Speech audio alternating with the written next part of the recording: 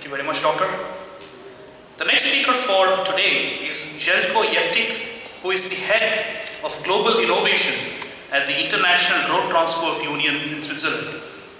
He's going to talk about innovation and services leading transformation of mobility for goods.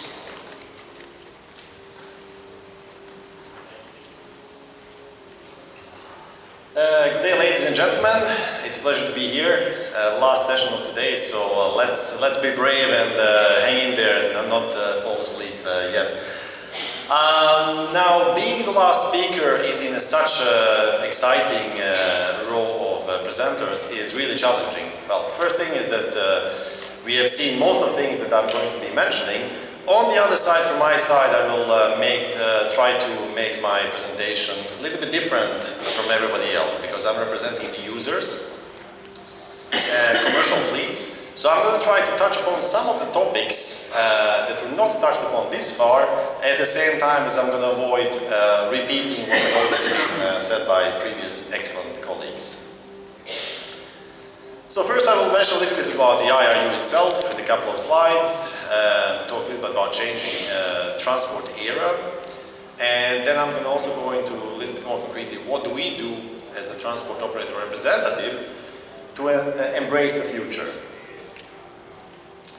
Now, the IRU itself, it's a global organization, International Road Transport Union, and we are proud to, in your lovely country, to have ATC UAE as our member. Except that we are present in most other parts of the world and are representing basically three types of stakeholders. We are representing private operators of goods transport, so truck company owners. We are representing passenger transport, again from the private owners, and taxi operators as well. So this gives you just a background, a little bit, an insight where my angles are coming from. Autonomous vehicles. This is one absolutely hot topic today that everybody is discussing. I fully agree with all of the speakers here that were before me here. There's a lot of opportunities that autonomous vehicles will bring. They will bring them to vehicle manufacturers, to transport operators, to everybody. One thing that I would also like to highlight that has not been mentioned so much is that there's also certain challenges. For example, if you're talking about autonomous vehicles, how do we make sure that autonomous vehicles actually don't result in even more congestion? Because if autonomous vehicles are super successful, very affordable, why would I, as a private person, take public transport, as an example, bus or coach or any other type of collective passenger transport, instead of having my own autonomous vehicle or a pickup and delivery vehicle? Now, I think we all agree that congestions in the future, even if they are with autonomous vehicles, are not the scenario that we are aiming for. So from that perspective, we just want to make sure that the technology is also followed by the societal changes as well. We need to find the right balance. Again, I'm a strong believer in automation, but there's a lot of open questions that we need to jointly address.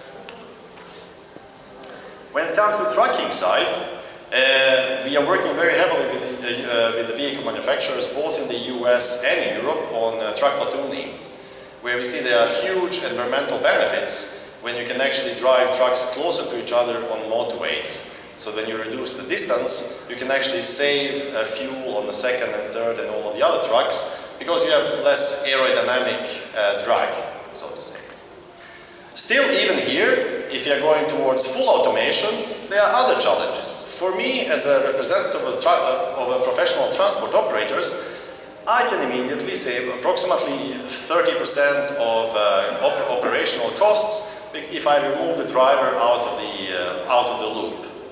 Now, for transport operators, that sounds absolutely interesting. At the same time, the driver is usually my main ambassador towards my stakeholders, towards the shippers, towards the people that are receiving the goods, and everybody else. So he is actually the main interface that my company has towards all of these clients. And if I remove the driver, how then I maintain my local competitiveness in that case? Again, Again, strong believer of automation, strong believer of innovation, but there are other questions that need to be taken into account, not only in technology. When we look at the environment, we all agree we have to become more sustainable. Today, we are not as sustainable as the road transport industry as we have to be for the future of the planet, for the future of our children even. In Europe, there's a lot of tests, for example, on how can we maybe electrify long-distance road freight. And there are different technologies that we are testing with. Some are using the pantogram, where you basically are having trucks more or less going as trains, but on the road. There are other technologies where you're actually using inductive charging from the road itself, so you don't have the overhead wires, etc. Which of these is the right technology, we don't know yet. It's still under development, but what is sure is that we need to find better solutions. There's a lot of discussions and work today on the gas solutions for heavy goods vehicles, etc. All of these need to complement each other in a nice way. The future is already here. Many of these things that we are discussing today, we are seeing them implementing in reality as well. Now, the best example is, for example, the electrical taxis that we see more and more taken up, not only in Europe, but actually worldwide. As an example, we already have examples of Chinese cities that are introducing bans on diesel taxis. So, diesel and petrol taxis actually. So from 2018, you will have to run an electrical taxi in those cities, with the primary goal not to reduce CO2 emissions, but to reduce the local pollutions. Now, this is a huge challenge. But this, of course, is being followed by many other cities. The best example in Europe is Amsterdam, where we have 167 Teslas being driven as taxis in their fleet. We also have proof now that the electrical taxis are actually manageable in operation all the way from Malta to Brazil to US. Montevideo in Uruguay is now implementing electrical vehicles. They're basically coming all over the world. This is not proof of concept anymore. This is really operation in the daily reality. What is also interesting to see is that electrical vehicles like these are successfully operating even in Oslo, even in Helsinki, where one would think that temperatures are going to be reducing the driving range of these vehicles.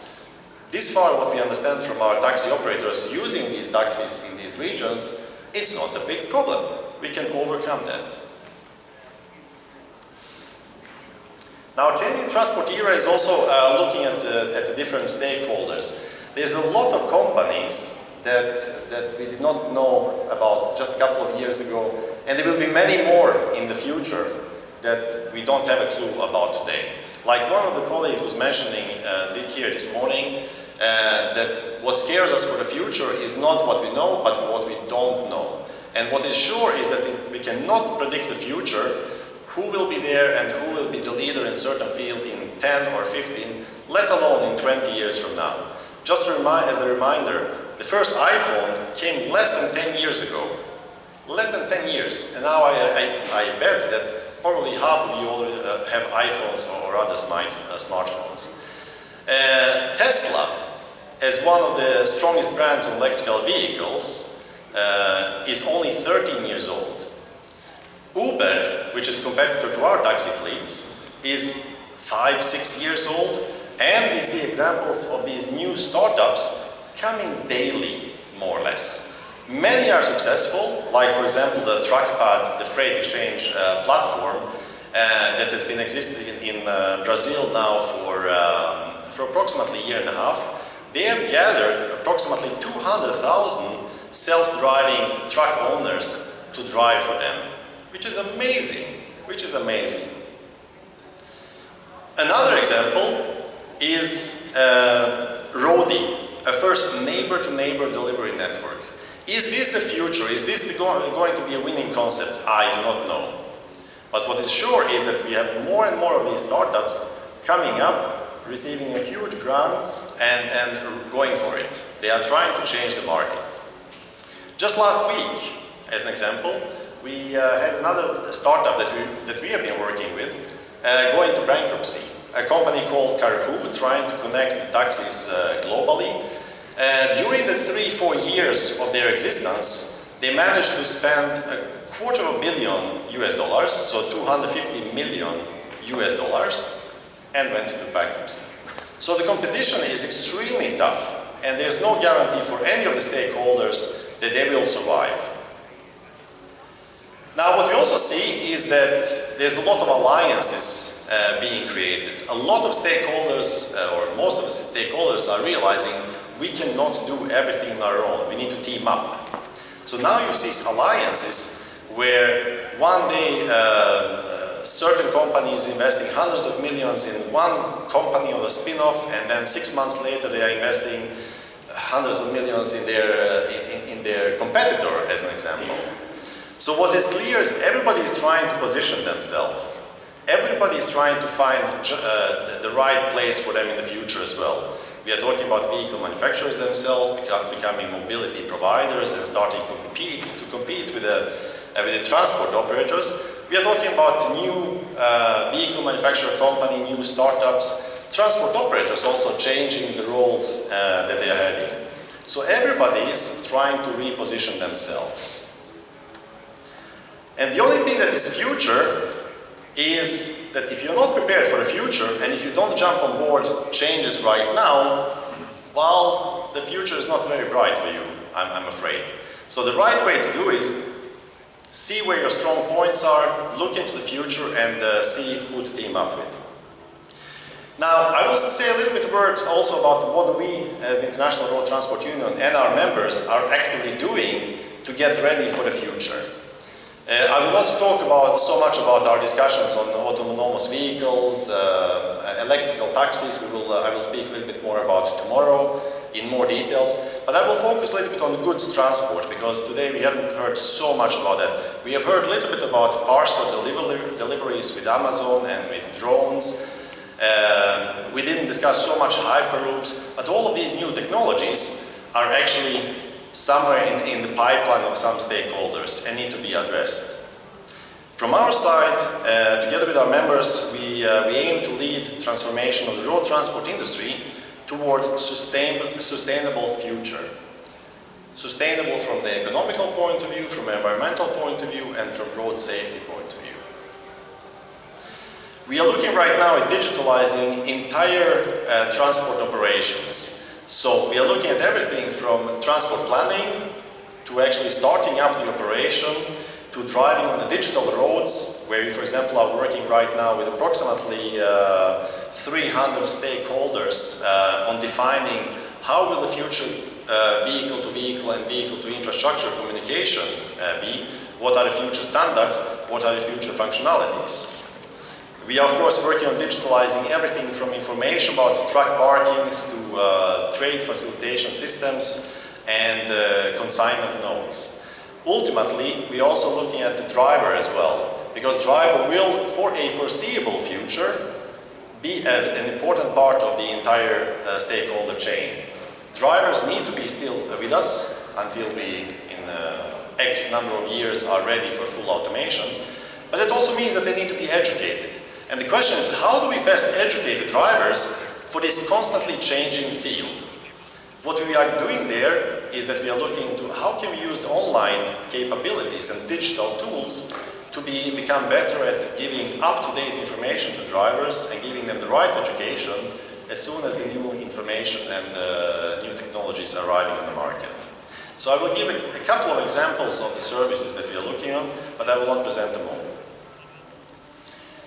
Before we start driving, our transport operators have to be aware of which routes to take, what are the conditions on the road, what are the costs, how much CO2 emissions is this transport going to take into account. We are looking at the different tolling costs. In Europe, one thing that is a nightmare right now is that Germany and Spain now have started imposing their minimum wages. Also, not only for the people living inside Germany, but also for transport operators. So if you are going from Czech Republic via Germany to France, you actually have to calculate before you start driving that in Czech Republic I'm going to pay a normal wage, in Germany I need to pay a wage according to this level, and in France I need to pay a wage according to this level, which is becoming a bureaucratical nightmare and is really working against Europe as a European Union as one beautiful picture.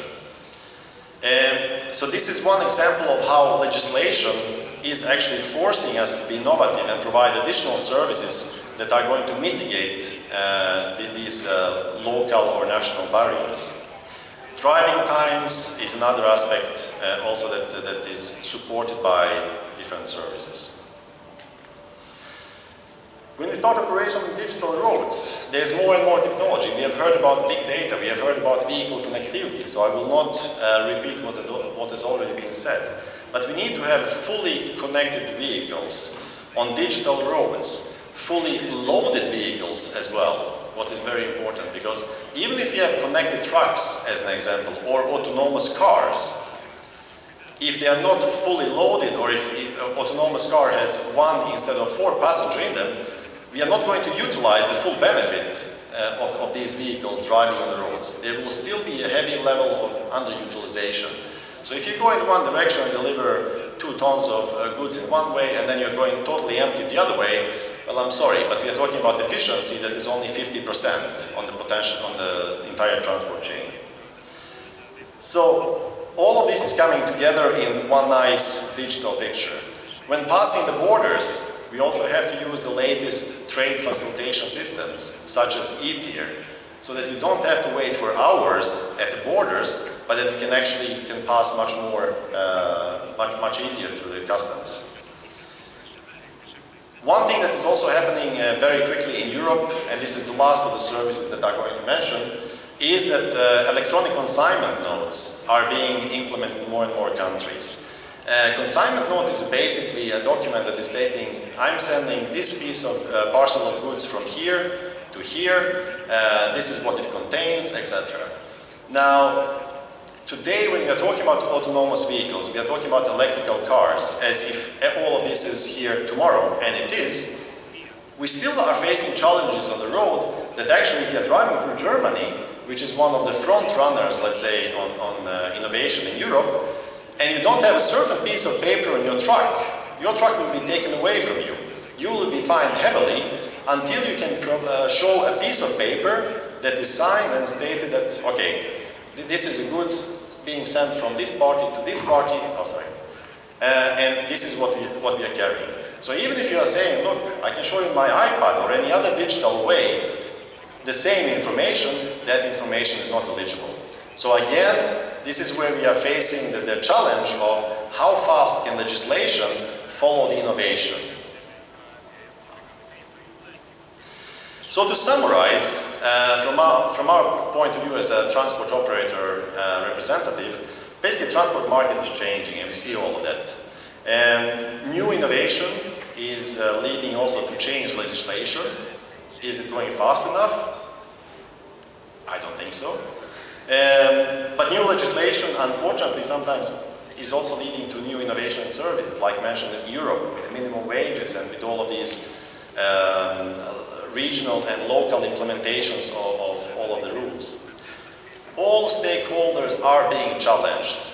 Every single stakeholder, from freight brokers to vehicle manufacturers to us as transport operators. I will be talking about taxis a little bit tomorrow, and of course everybody knows about Uber and what Uber has, in those few years that they've existed, how big challenge they have posed on the legal taxi industry, let's say, and every other stakeholder. And it's not only in the transport industry. We all know also hotels and Airbnb, etc., etc. Now, what is very important is that we all believe that we have to be more sustainable. The future is providing us with new, innovative solutions. And the future is bright, but it's bright only for those that are ready to adapt. For those that are ready to just stay in a place and play as the status quo is still an option, the future is going to bring a lot of new challenges. So finally, we welcome cooperation with all of the other stakeholders. We cannot do it all on our own. We are already cooperating with a number of companies that are market leaders in their field, but it's just by teaming up that we can make sure that we are sustainable and successful even in the future. Thank you.